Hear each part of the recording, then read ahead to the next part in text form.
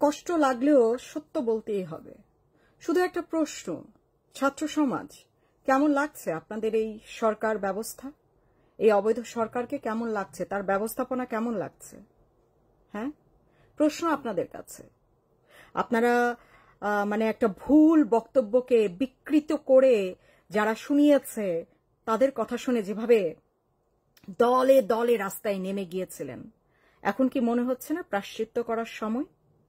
হ্যাঁ, আপনারা আপনাদের যৌক্তিক দাবিতে আপনারা যদি সচিবালয়ে যেয়ে থাকেন, আপনাদের উপর পুলিশ লাঠি মারে কিভাবে, গুলি করে কিভাবে কিভাবে মানে কি বোঝাতে চাচ্ছে? এই সরকার অনেক শক্তিশালী তাই বোঝাতে চাচ্ছে? প্রতিদিন রাস্তায় নামেন তো দেখি তো এই সরকার কতদিন শক্তিশালী থাকতে পারে। প্রতিদিন নামেন, আপনাদের অধিকারের জন্য নামেন, আপনাদের জীবনের জন্য নামেন, আপনাদের জীবনের নিরাপত্তার জন্য নামেন, প্রতিদিন রাস্তায় প্রতিবাদ করতে নামেন। দেখেন এই সরকার কতদিন টেকে, এই সরকার কতদিন থাকে। সচিবালয় ঘেরাই বন্ধ, মানে ওখানে লাঠি পিটা করেছে। যমুনা যান, যমুনা ঘেরাও করেন, যমুনা ঘেরাও আপনাদের লাঠি করবে, সেনাবাহিনী আটকাবে।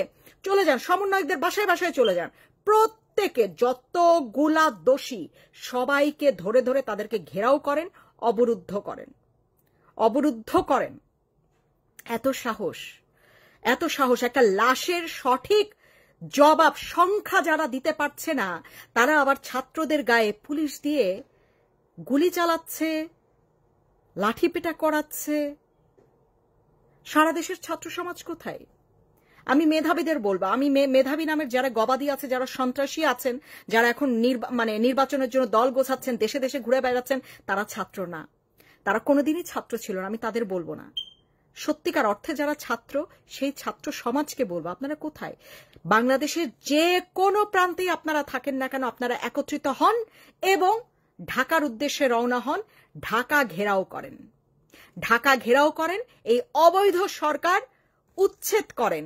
এই সরকার কোনো কিন্তু জবাবদিহির জায়গা নাই, এই সরকারকে কোনো জবাবদিহি করতে হবে না। এই সরকার যা ইচ্ছা তাই করতে পারে, এই কারণেই করে যাচ্ছে। কারণ এটা যেহেতু মানে অন্তর্বর্তীকালীন সরকার, এর কিন্তু কোনো জবাবদিহির জায়গা নেই।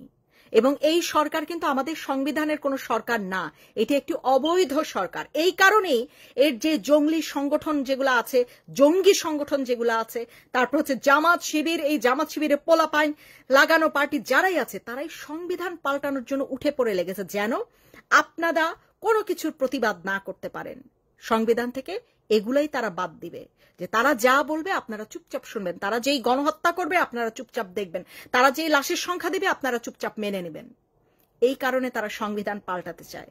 আপনারা বাংলাদেশে যে কোনো জায়গায় থাকেন না কেন, ছাত্র সমাজ আপনাদেরকে বলবো, আবারও একত্রিত হয়ে এই সরকার উচ্ছেদ করেন। এই সরকার আপনাদের জন্য মঙ্গলজনক নয়, সেটা আপনারা দেখেছেন 12 মাস, 1 বছরে তো দেখেছেন।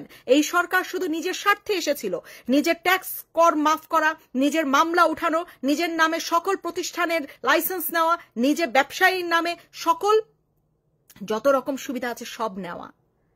এই সরকার আপনাদের জন্য তো আসেনি। আপনারা কি বুঝতে পারছেন না? এই সরকার আপনাদের জন্য আসেনি। এই সরকার এসেছে নিজের স্বার্থে, এবং নিজের স্বার্থে উনি একটা নিজস্ব দল গঠন করেছে, এবং সেই দলকে উঠিয়ে পড়িয়ে যেভাবে হোক অস্ত্র দিয়ে সহায়তা করে একদম এই দেশের চেয়ারে, শাসন করার চেয়ারে বসাতে চাচ্ছে। এটাই এদের উদ্দেশ্য, আর কোনো উদ্দেশ্য নেই। এদের উদ্দেশ্য যদি সামান্য বুঝে থাকেন, এখনই সময় ঢাকায় এই মাইলস্টোন স্কুল অ্যান্ড কলেজের যে হত্যাকাণ্ড হয়েছে, এর প্রতিবাদে যারা রাস্তায় নেমেছে তাদের সাথে রাস্তায় নামুন এবং প্রত্যেকটা জায়গা থেকে প্রতিবাদ করুন, প্রতিরোধ গড়ে তুলুন। এই সরকার আর একদিনও না, এটি বাংলাদেশের কোনো নির্বাচিত সরকার না, এমনকি আমাদের সাংবিধানিক কোনো সরকারও এটি নন, এটি অবৈধ সরকার। আর একটা কথা বলবো, যারা দ্বিতীয় স্বাধীনতা পালন করেছিলেন না, শহীদ মিনারে গিয়ে সেজে গুজে, তাদেরকেও পারলে জুতাপিটা করবেন। আজকে এই সুযোগ, তাদেরকে ধৈরা যদি সোশ্যাল মিডিয়াতে মায়া কান্না কানতে আসে, সেখানেও পারলে জুতাপিটা দিবেন। দ্বিতীয় স্বাধীনতা, দেশ মূর্খের বাচ্চা, মূর্খরা, দেশ কখনো দ্বিতীয় স্বাধীন হয়? একটি দেশ কখনো দ্বিতীয়বার স্বাধীন হয়? মূর্খের বাচ্চাগুলা সোশ্যাল মিডিয়া দখল করে বসে আছিস, আবার মায়া কান্না কানতে আসতেছিস। মায়া কান্না, একজন পারে না ফারাক্কা বাদ বান্ধায় ফেলে, আরেকজন একেবারে শহীদ মিনারে গিয়ে করে কি বলে সাইনবোর্ড লিখে একেবারে দাঁড়াই থাকে, সাজ্জা গুজা শহীদ মিনারে যায়। বাপরে বাপ, বিদেশে থাইকা তারা এক একজন একেবারে সেই ক্ষমতার অধিকারী হয়ে গেছে। শিক্ষার অভাব, এদের কোন রকম শিক্ষা এদের নাই। দেশ দ্বিতীয়বার স্বাধীন হয় সেই ফুর্তিতে ফারাক্কাবাদ বানায়, আবার সন্তানরে ইয়া করে নাটক করো, সোশ্যাল মিডিয়াতে নাটক মারাও। তোমাদের নাটক দেখার জন্য জনগণ তো বসে থাকে, নাটক মারায়।